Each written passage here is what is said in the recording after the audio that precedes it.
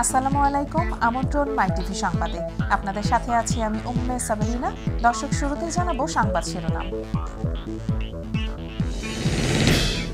তীব্র শীতের কবলে দেশের উত্তরাঞ্চল, মৌসুমের সর্বনিম্ন তাপমাত্রা নামল 5 ডিগ্রির ঘরে, তাপমাত্রা আরও কমার আশঙ্কা। রমজানকে সামনে রেখে লাগামহীন চালের বাজার, চাহিদা মেটাতে পেঁয়াজ ও চিনি আমদানি করবে সরকার, বললেন বাণিজ্য প্রতিমন্ত্রী। বাড়তি রাজস্ব আদায়ে সৎ ব্যবসায়ীদের প্রণোদনা দেওয়ার আহ্বান অর্থমন্ত্রীর। অসৎ ব্যবসায়ীদের বিরুদ্ধে এনবিআরকে কঠোর আইনি ব্যবস্থা নেওয়ার নির্দেশ। নির্বাচনে না এসে বিএনপি বড় ভুল করেছে, মন্তব্য ওবায়দুল কাদেরের। গণতন্ত্র না ফেরানো পর্যন্ত আন্দোলন চলবে, বললেন মঈন খান। জাতীয় পরিচয়পত্র ছাড়া টিকিট কাটার সুযোগ না থাকলেও প্রতিদিন ঢাকাতে কালোবাজারে যাচ্ছে 5 শতাধিক টিকিট। চক্রের সদস্যদের গ্রেপ্তার করেছে র্যাব।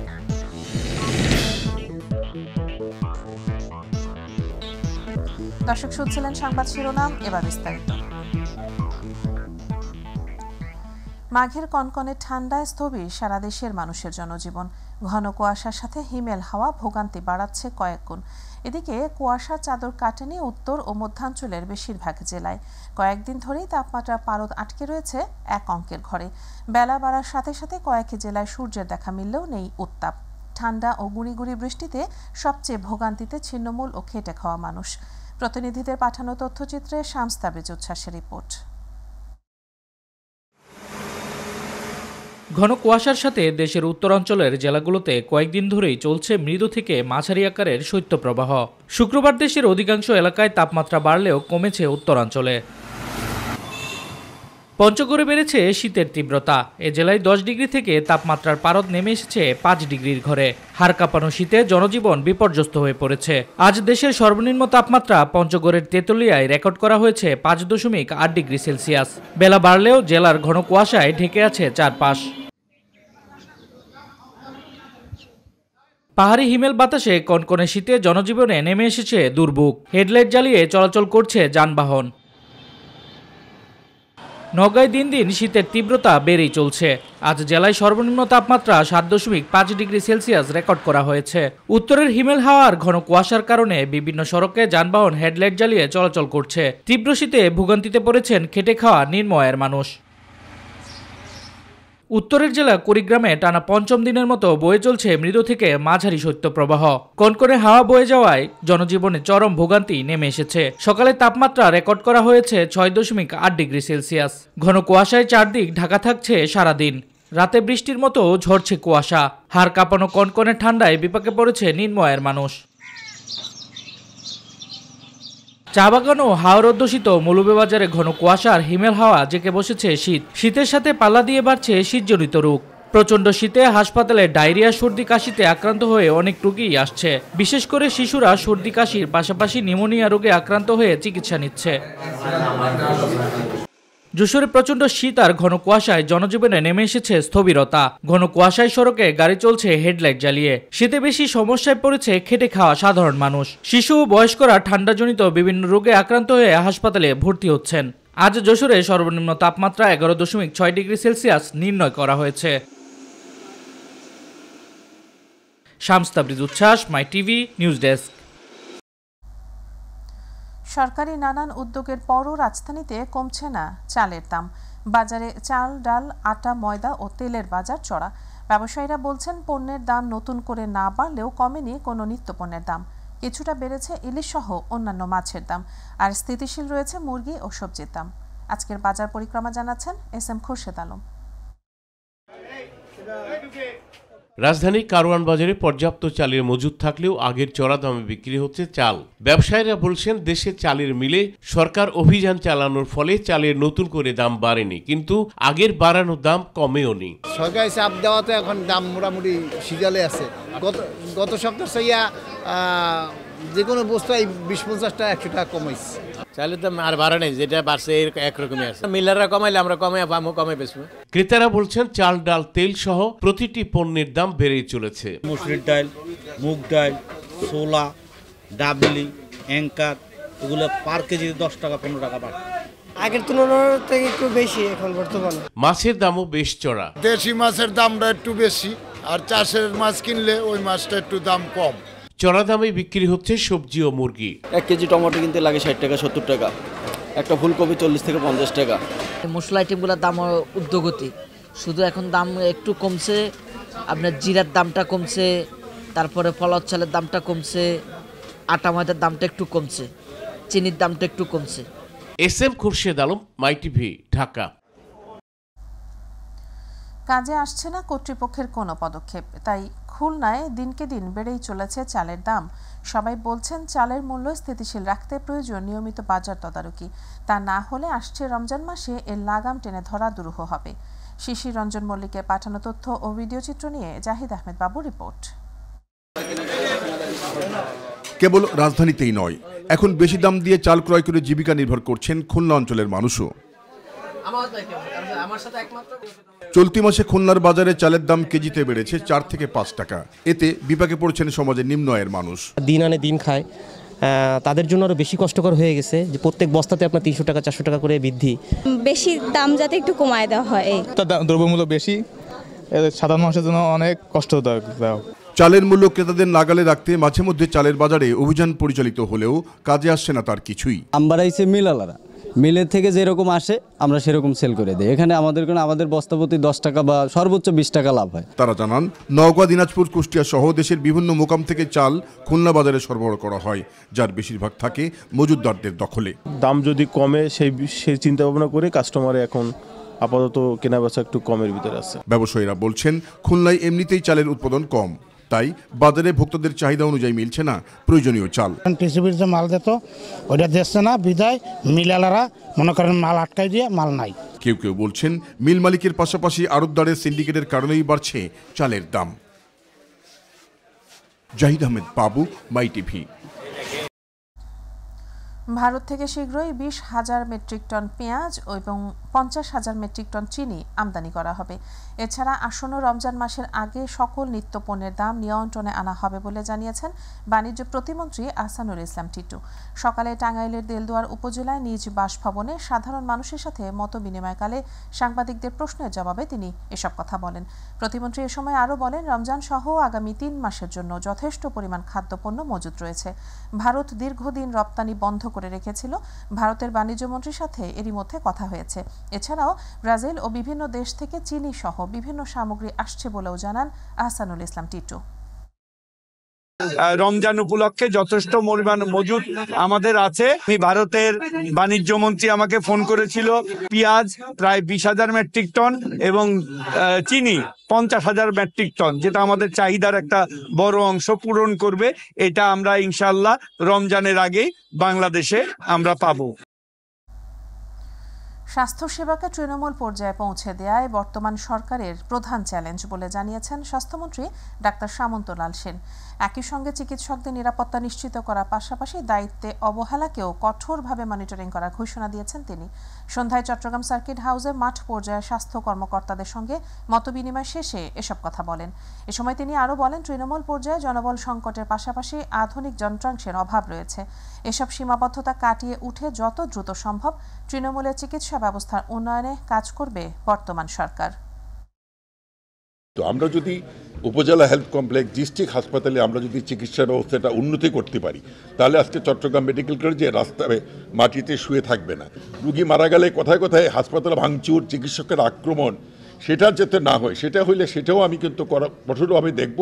আবার আমার চিকিৎসকরাও যদি কোনো সময় কোনো অবহেলা কোনো কিছু হয়, সেটাও আমি দেখব।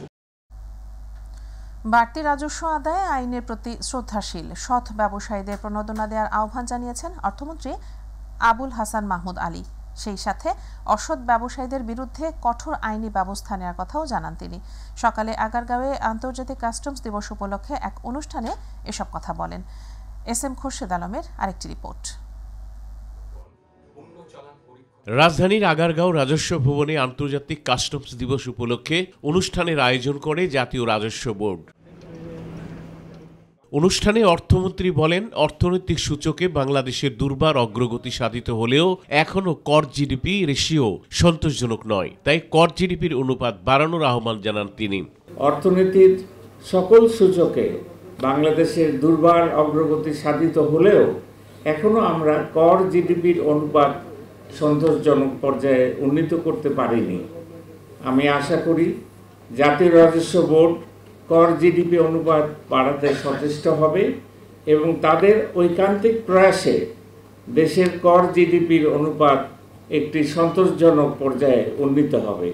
যেসব ব্যবসায়ীরা রপ্তানি নামে অবৈধ ব্যবসার সাথে জড়িত তাদের বিরুদ্ধে কঠোর আইনি ব্যবস্থা নেওয়ারও আহ্বান জানান অর্থমন্ত্রী আবুল হাসান মাহমুদ আলী। অসৎ ব্যবসায়ীদের বিরুদ্ধে কঠোর ব্যবস্থা গ্রহণ করতে হবে। বিশেষত বাণিজ্যের আড়ালে অর্থ পাচার রোধ করা কাস্টমসের অন্যতম দায়িত্ব। SM খুরশেদ আলম, মাই টিভি, ঢাকা। নির্বাচনে অংশগ্রহণ না করে বিএনপি কত বড় ভুল করেছে তা অচিরেই টের পাবে বলে মন্তব্য করেছেন আওয়ামী লীগের সাধারণ সম্পাদক ওবায়দুল কাদের।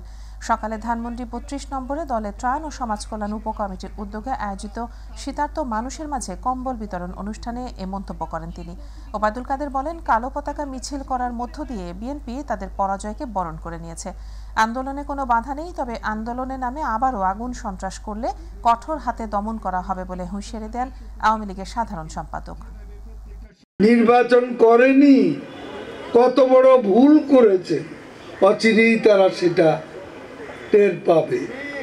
তো তাদের এখন কালো পতাকা মিছিল, এটা হচ্ছে শোক পালনের কর্মসূচি। দেশে গণতন্ত্র ফিরিয়ে না আনা পর্যন্ত রাজপথে থাকার ঘোষণা দিয়েছেন বিএনপি স্থায়ী কমিটির সদস্য ডক্টর আব্দুল মঈন খান। যুগ্ম মহাসচিব ব্যারিস্টার মাহবুব উদ্দিন খোকন বলেছেন, জনগণের আন্দোলনেই সরকারের বিদায় হবে। এদিকে দ্বাদশ জাতীয় সংসদে প্রথম অধিবেশনে বসলে সংসদ ভবন ঘেরাও করার ঘোষণা দিয়েছে গণ অধিকার পরিষদ। রাজধানীতে আলাদা অনুষ্ঠানে তারা এসব কথা বলেন। ইউসুফ আলী রিপোর্ট। বিএনপির প্রতিষ্ঠাতা ও সাবেক রাষ্ট্রপতি জিয়াউর রহমানের ৮৮তম জন্মবার্ষিকী উপলক্ষে জাতীয় প্রেস ক্লাবের সামনে শীতবস্ত্র বিতরণের আয়োজন করে জাতীয়তাবাদী textile engineering association of Bangladesh. অনুষ্ঠানে বিএনপির স্থায়ী কমিটির সদস্য ডক্টর আব্দুল মঈন খান বলেন, গণতন্ত্র পুনরুদ্ধারের পাশাপাশি জনগণের অধিকার ফিরিয়ে আনাই প্রধান লক্ষ্য। এখানে নির্বাচনের নামে একটি প্রহসনের নাটক অনুষ্ঠিত হয়েছে। আমরা এখানে রাজপথে দাঁড়িয়ে আছি, আমরা রাজপথে দাঁড়িয়ে থাকব। বিএনপির যুগ্ম মহাসচিব ব্যারিস্টার মাহবুব উদ্দিন খোকন বলেন, সরকার পরিবর্তনে আন্দোলনের বিকল্প নেই। সুসংগঠিত আবার আওয়াজ আসবে যে কোনো সময়, এই আওয়াজ এত উচ্চস্বর হবে আওয়ামী লীগের নেতাদের কান ফেটে যাবে, ইনশাল্লাহ আওয়ামী লীগ ক্ষমতা থেকে চলে যাবে। চলতি মাসে সংসদের প্রথম অধিবেশন বসলে সংসদ ভবন ঘেরাও করার ঘোষণা দিয়েছেন গণ অধিকার পরিষদের সভাপতি নুরুল হক নূর। না হওয়া পর্যন্ত আন্দোলন চলবে। যেদিন প্রথম দিন এই ভুয়া পার্লামেন্ট, দামি পার্লামেন্ট বসবে, গণ অধিকার পরিষদের নেতৃত্বে আমরা সংসদ ঘেরাও কর্মসূচি দেব। এদিকে সরকার পতনের এক দফা দাবিতে রাজধানীতে কালো পতাকা মিছিল করে liberal democratic party. Yusuf Ali, my TV, Dhaka. জাতীয় পরিচয়পত্র ছাড়া টিকিট কাটার সুযোগ না থাকলেও প্রতিদিন বিভিন্ন ট্রেনের ৫ শতাধিক টিকিট কালোবাজারিদের হাতে যাচ্ছে বলে জানিয়েছে র্যাব। র্যাবের আইন ও গণমাধ্যম শাখার পরিচালক খন্দকার আলমঈন বলেছেন, এসব টিকিট বিক্রির টাকা ভাগ পাচ্ছে কাউন্টার মাস্টার স্টেশন এলাকায় দায়িত্বরত নিরাপত্তা কর্মী ও আইন শৃঙ্খলা বাহিনীর সদস্যরা। হাসান জাকিরের রিপোর্ট। ভ্রমণ পিয়াসীদের কাছে নিরাপদ ও স্বাচ্ছন্দ্যের বাহনের তালিকায় ট্রেনের অবস্থান শীর্ষে হলেও প্রিয় এই বাহনটির টিকিট পাওয়া যেন সোনার হরিণ হাতে পাওয়া। তবে টিকিট না পাওয়ার অভিযোগই বেশি। ট্রেনে আসলে আমার বেশি কমফোর্ট ফিল হয়, আর এখানে তো বেশি জ্যামও হয় না ট্রেনের, আর তারপরে একটা সেফটির একটা ব্যাপার থাকে। অনলাইনে চেক করলাম যে টিকিট 0 চেয়ার, কিন্তু এখানে এসে তো হাতে হাতে আমি সিট সহ টিকিট পেয়ে গেলাম। আর স্ট্যান্ডিং পাওয়া যাচ্ছে আর কি, বাট সিট নেই আর কি। যাত্রীদের এমন অভিযোগ আমলে নিয়ে গোয়েন্দা তৎপরতা বৃদ্ধি করে র্যাব ৩। রাজধানীর বিমানবন্দর, ক্যান্টনমেন্ট ও কমলাপুর রেল স্টেশন এলাকা থেকে ১২৪৪টি টিকিট সহ টিকিট কালোবাজারি চক্রের ১৪ জনকে গ্রেপ্তার করে। Airport station, cantonment station, Kamalapur station, 3টি স্টেশন মিলে এই সিন্ডিকেটটি আনুমানিক গড়ে প্রতিদিন প্রায় 500 টিকিট তারা বিভিন্নভাবে তারা বিক্রি করেন। টিকিট কালোবাজারি চক্রের মূল হোতা উত্তম ও সেলিম প্রতিদিন গড়ে 5 শতাধিক টিকিট বিক্রি করে। যে টাকার ভাগ পান কাউন্টার মাস্টার সহ স্টেশন এলাকার দায়িত্বে থাকা নিরাপত্তা কর্মীরাও। এখানে আমাদের রেলওয়েরও বেশ কয়েকজনের নাম পেয়েছি, আমাদের অন্যান্য বাহিনী যারা নিরাপত্তার দায়িত্বে থাকে তাদেরও বেশ কয়েকজনের নাম পেয়েছি, যারা এখানে সিন্ডিকেটের সাথে ইনভলভ, তাদের ব্যাপারে তথ্য আমরা যথাযথ কর্তৃপক্ষকে আমরা জানাবো। বাংলাদেশ রেলওয়েতে ভ্রমণকারী যাত্রীদের হয়রানি ও ভোগান্তি রোধে র্যাবের এ কার্যক্রম চলমান থাকবে বলেও জানান এই র্যাব কর্মকর্তা। হাসান জাকির, মাই টিভি, ঢাকা। আইনমন্ত্রী আনিসুল হক বলেছেন, তারেক রহমান সহ বাংলাদেশের আদালতে সাজাপ্রাপ্ত সকলকে দেশে ফিরিয়ে আনার উদ্যোগ নেওয়া হচ্ছে।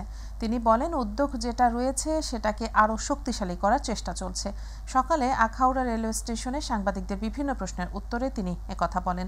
ডক্টর ইউনূসের মামলা সংক্রান্ত বিষয়ে আইনমন্ত্রী বলেন, বিচারিক আদালতে আইনের ধারা অনুযায়ী বিচার হয়েছে, এরপরও আপিলের সুযোগ রয়েছে বলে জানান আনিসুল হক। অপরাধ করে যারা সাজাপ্রাপ্ত তাদের সকলকে ফিরিয়ে আনার চেষ্টা আমরা নিব, উদ্যোগ নিব, এবং উদ্যোগ যেটা আছে সেটাকে আরও শক্তিশালী করার চেষ্টা করব। বায়ু দূষণের তালিকায় আজ সারা বিশ্বের মধ্যে শীর্ষ অবস্থানে রয়েছে ভারতের দিল্লি। অপরদিকে রাজধানী ঢাকা রয়েছে দ্বিতীয় অবস্থানে। শুক্রবার সকাল 8:55 বায়ুর মান পর্যবেক্ষণকারী সংস্থা air quality index IQ air সূচক থেকে জানা গেছে এ তথ্য। তালিকায় শীর্ষে থাকা দিল্লির দূষণ মাত্রা স্কোর 334, অর্থাৎ সেখানকার বাতাস বিপজ্জনক পর্যায়ে রয়েছে। দ্বিতীয় অবস্থানে থাকা ঢাকার দূষণ স্কোর 298, অর্থাৎ এখানকার বাতাস খুবই অস্বাস্থ্যকর পর্যায়ে রয়েছে। আর তৃতীয় অবস্থানে রয়েছে ভারতের আরেক শহর কলকাতা। এই শহরটির বায়ুর মানও খুবই অস্বাস্থ্যকর পর্যায়ে রয়েছে। গাইবান্ধা শহরের পুরাতন বাজারে ছোট দোকানে 1968 সালে হোমিওপ্যাথির চেম্বার খোলেন নুরুল ইসলাম সরকার। তখন এক ছোট চিরকুটে ভাঁজ করা প্যাকেট বা এক পুরিয়া ওষুধের দাম নিতেন 5 পয়সা। সেই থেকে তার নাম হয়ে যায় 5 পাই ডাক্তার, আর তার আসল নাম পড়ে যায় আড়ালে। এখন তাকে সকলেই চেনেন 5 পাই ডাক্তার নামেই। প্রতিনিধি আফতাব হোসেনের রিপোর্ট, জানাচ্ছেন শামস তাবরিজ উচ্ছ্বাস। চিকিৎসা সেবা দেন নামমাত্র মূল্যে। আশপাশের কয়েক জেলা থেকে রোগী আসেন তার কাছে, এমনকি প্রবাসীরাও সেবা নিচ্ছেন অনলাইনে। 1968 সালে নুরুল ইসলাম সরকার হোমিও চেম্বার খুলে গাইবান্ধা শহরের পুরাতন বাজারে। ছোট্ট দোকানে তখন এক পুরিয়া ওষুধের দাম নিতেন 5 পয়সা করে। সেই থেকে তার নাম হয়ে যায় 5 পাই ডাক্তার। 1929 সালে জন্মগ্রহণ করেন তিনি। বয়সের ভারে 5 পাই ডাক্তারের চলাফেরা কিছুটা কষ্ট হলেও এখনও সেবা দিতে শহরের পুরাতন বাজারের চিকিৎসালয়ে বসেন। প্রতিদিন করে প্রায় 200 থেকে 250 জন রোগী দেখেন তিনি। আমার নিজেরই 12টা করেছিল, আমি একদিনও কোনোদিন হাসপাতালে যাইনি। ওনার ওষুধ দিয়েই আমার ভালো হয়েছে, যেটা সর্দি জ্বর পাতলা পায়খানা এটা হচ্ছে বলছে সেইভাবে ওষুধ দিছে। আমার এখানকার ওষুধ ছাড়া আর কোনো ওষুধ ভালো হচ্ছে না। আমার বাচ্চা, আমার ফ্যামিলি, আমার পরিবার সবাই আমরা এখানেই ওষুধ। বর্তমানে 5 পয়সা অচল। ওষুধের মূল্য বেড়ে যাওয়ায় 5 থেকে 30 টাকা পর্যন্ত নেওয়া হয়। গাইবান্ধার কোমরুই গ্রামে নুরুল ইসলাম সরকার ছাত্র জীবন থেকে বিনা পয়সায় হোমিও চিকিৎসা দেয়া শুরু করে। এক পুরিয়া ওষুধ 5 পয়সা উনি নিত, তারপরে 10 পয়সা হলো, তারপরে 25 পয়সা হলো, এইভাবে হতে হতে এখন সর্বশেষ আর কি 5 টাকা পর্যন্ত উঠছে। সিরিয়াল অনুযায়ী আন্তরিকতার সঙ্গে রোগীদের সমস্যা শুনে পরামর্শ ও ওষুধ প্রদান করেন 5 পাই ডাক্তার। জীবনের শেষ সময় পর্যন্ত চিকিৎসা সেবা দিতে চান তিনি। স্কুল জীবনে ছিলাম, তখন থেকে আমি আমার গ্রামবাসীদের হোমিওপ্যাথি বই পড়তাম, হোমিওপ্যাথি ওষুধ বিনামূল্যে বিক্রি করতাম গ্রামবাসীদের। 1 ডোজ ওষুধ দিতাম, 5 পয়সা নিতাম। আমাদের এখানে 4 ডোজ ওষুধ 4 আনা বিক্রি হতো। আমার নাম মোহাম্মদ নুরুল ইসলাম সরকার। 5 ছেলে 2 মেয়ে ও স্ত্রী জামিলা বেগমকে নিয়েই সংসার 5 পাই ডাক্তারের। তার বড় ছেলে জহিরুল ইসলাম সরকার রাজা বাবার সাথেই হোমিও চিকিৎসা চালিয়ে যাচ্ছে। শামস তাবরিজ উচ্ছ্বাস, মাই টিভি নিউজ ডেস্ক। এবার আমাদের কৃষি।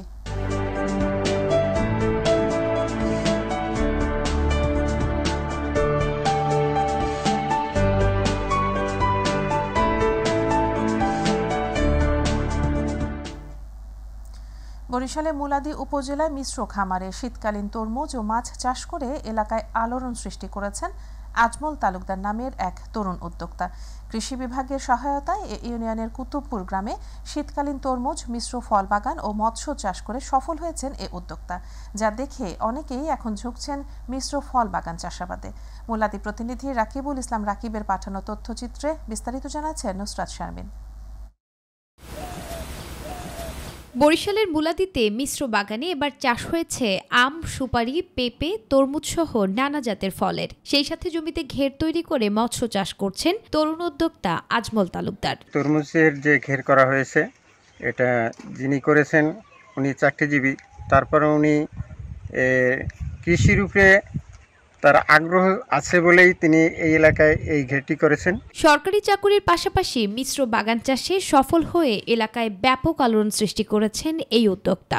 ফলন ভালো হওয়ায় ভালো লাভের জন্য আশাবাদী তিনি। এনে খরচা হয়েছে প্রায় 4 থেকে 5 লক্ষ টাকা, আশাবাদী আমাগো যে 6 থেকে 7 লক্ষ টাকা বেচা নামবে। এর আবহাওয়ার ভালোর কারণে ফলন ভালো হয়েছে, এবার লাভ হইবে। শীতকালীন ফল হিসেবে এবার তরমুজের বাম্পার ফলন হয়েছে, যার অপরূপ সৌন্দর্য দেখতে প্রতিনিয়ত ভিড় করছেন এলাকাবাসী। আমরা এই ধরনের চাই যে এরকম সমন্বিত যাতে কৃষি খামার আরো তৈরি হয়, আমাদের আজমল তালুকদার ভাইয়ের মতো দেখে আরো উদ্যোক্তা তৈরি হয়, এবং আমরা চাই কৃষিটা বাণিজ্যিকীকরণ হোক। কৃষিকে বাণিজ্যিকীকরণ করলে আজমল তালুকদারের মতো আরো উদ্যোক্তারা এই মিশ্র চাষাবাদে ঝুঁকবেন, এমনটি প্রত্যাশা কৃষি কর্মকর্তার। নুসরাত শারমিন, মাই টিভি। প্রদীপ্ত প্রত্যয়ে প্রজ্বলিত ৭৫ প্রতিপাদ্যকে সামনে রেখে দেশের অন্যতম সেরা বিদ্যাপীঠ নটরডেম কলেজ উদযাপন করছে প্রতিষ্ঠার ৭৫ বছর। এ উপলক্ষে ৩ দিনের অনুষ্ঠানে যোগ দেন কলেজের প্রাক্তন ও বর্তমান শিক্ষার্থীরা। কলেজ প্রাঙ্গণ পরিণত হয় নবীন প্রবীণের মিলন মেলায়। Patrick D Costa report.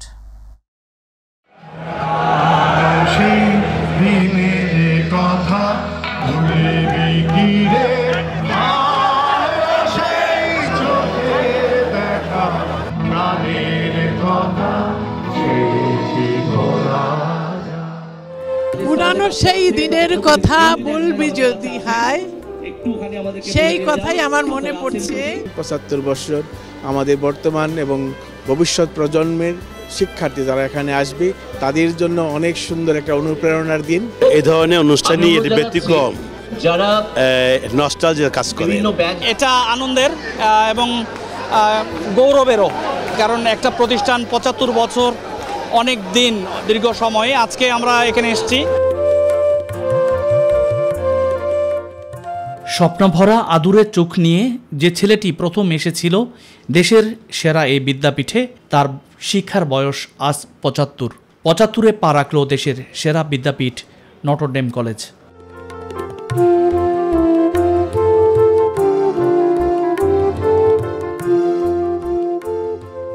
১৯৪৯ সালে প্রতিষ্ঠিত এই কলেজের সুনাম শিক্ষার্থীদের প্রজন্মের পর প্রজন্মের অর্জন। অসাধারণ একটা ম্যানেজমেন্ট সিস্টেম, যেটা থেকে আমরা আজকে আমাদের বাস্তব জীবনে সফল।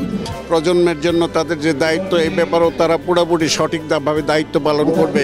জীবনের এক প্রান্তে এসে আজ সবাই আবার ছুটে এসেছেন মায়ের কোলে। I feel proud to be a Notredamian. আমাদের অনেক সিনিয়র ভাইয়েরা, জুনিয়র সবাই আসছে। আজকে আসতে পেরে আমি খুবই আনন্দিত এবং গর্বিত। আসলে আমাদের নটরডেম একটা প্রাণ, আমরা একটা শক্তি, আমরা একটা পরিবার মনে করি। কোনো নির্দিষ্ট পরিচয় নয়, এদিন সবার পরিচয় নটরডেমিয়ান। ভ্রাতৃত্বের অনন্য নিদর্শন, এক মায়ের শত সন্তানের মতো। We are all proud, we are Notredamian. As a Notredamian 75 ইয়ার্সে জয়েন করতে পারা আমার জন্য অনেক বড় সৌভাগ্যের বলতে পারেন।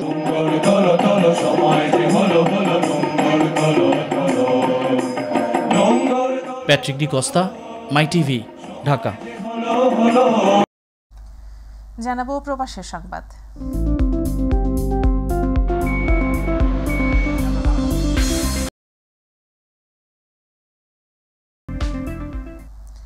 মালয়েশিয়ার ইমিগ্রেশন বিভাগ দেশটির জোহর রাজ্যে সেনাইয়ের কাছে 2টি পৃথক অভিযানে 125 অবৈধ প্রবাসীকে গ্রেপ্তার করেছে। বৃহস্পতিবার পরিচালিত অভিযান অপস মাহিরে মোট 328 জন বিদেশি এবং স্থানীয় লোককে পরীক্ষা করা হয়। মালয়েশিয়া প্রতিনিধি আশরাফুল মামুন জানান, গ্রেপ্তারকৃতরা হলেন ইন্দোনেশিয়ার 9 জন পুরুষ ও 10 জন নারী, মিয়ানমারের 2 জন পুরুষ ও 9 জন নারী, বাংলাদেশের 6 জন পুরুষ, 2 জন পুরুষ পাকিস্তানের, নেপালের একজন পুরুষ, ভারতের একজন পুরুষ এবং তাদের সবার বয়স 19 থেকে 57 বছরের মধ্যে। জোহর স্টেট ইমিগ্রেশনের ডিরেক্টর বাহারউদ্দিন তাহির বলেছেন, চেনাইয়ের আশপাশে অবস্থিত একটি কম্পোনেন্ট ফ্যাক্টরিতে পাস বা পারমিট ছাড়া কাজ করা সন্দেহে অবৈধ এলিয়েনদের সম্পর্কে জনসাধারণের দেয়া তথ্যের ভিত্তিতে ব্যবস্থা নেওয়া হয়েছে।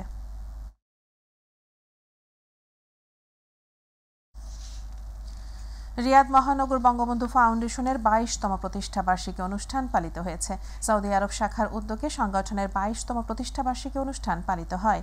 সৌদি আরব প্রতিনিধি আব্দুল হালিম নিহন জানান, সংগঠনটির সভাপতি মোহাম্মদ ইউসুফ খানের সভাপতিত্বে বখতিয়ার মোহাম্মদ ও ইয়াসির আরাফাত মানিকের যৌথ সঞ্চালনায় প্রধান অতিথি ছিলেন রিয়াদ প্রাদেশিক বঙ্গবন্ধু ফাউন্ডেশনের সাধারণ সম্পাদক প্রকৌশলী হাফিজুল ইসলাম পলাশ। বিশেষ অতিথি ছিলেন হাফেজ মাওলানা মোহাম্মদ আব্দুল সালাম, রিপন সরকার ও ফয়েজ আহমেদ। এরই সাথে সংবাদের শেষ প্রান্তে আমরা যাবার আগে সংবাদ শিরোনামগুলো জানিয়ে দিচ্ছি আরও একবার। তীব্র শীতের কবলে দেশের উত্তরাঞ্চল, মৌসুমের সর্বনিম্ন তাপমাত্রা নামল 5 ডিগ্রির ঘরে, তাপমাত্রা আরও কমার আশঙ্কা। রমজানকে সামনে রেখে লাগামহীন চালের বাজার, চাহিদা মেটাতে পেঁয়াজ ও চিনির আমদানি করবে সরকার, বললেন বাণিজ্য প্রতিমন্ত্রী। বাড়তি রাজস্ব আদায় সৎ ব্যবসায়ীদের প্রণোদনা দেওয়ার আহ্বান অর্থমন্ত্রীর, অসৎ ব্যবসায়ীদের বিরুদ্ধে এনবিআরকে কঠোর আইনি ব্যবস্থা নেওয়ার নির্দেশ। নির্বাচনে না এসে বিএনপি বড় ভুল করেছে, মন্তব্য ওবায়দুল কাদেরের। গণতন্ত্র না ফেরানো পর্যন্ত আন্দোলন চলবে, বললেন মঈন খান। জাতীয় পরিচয়পত্র ছাড়া টিকিট কাটার সুযোগ না থাকলেও প্রতিদিন ঢাকাতেই কালো বাজারে যাচ্ছে 5 শতাধিক টিকিট, চক্রের সদস্যদের গ্রেপ্তার করেছে র্যাব।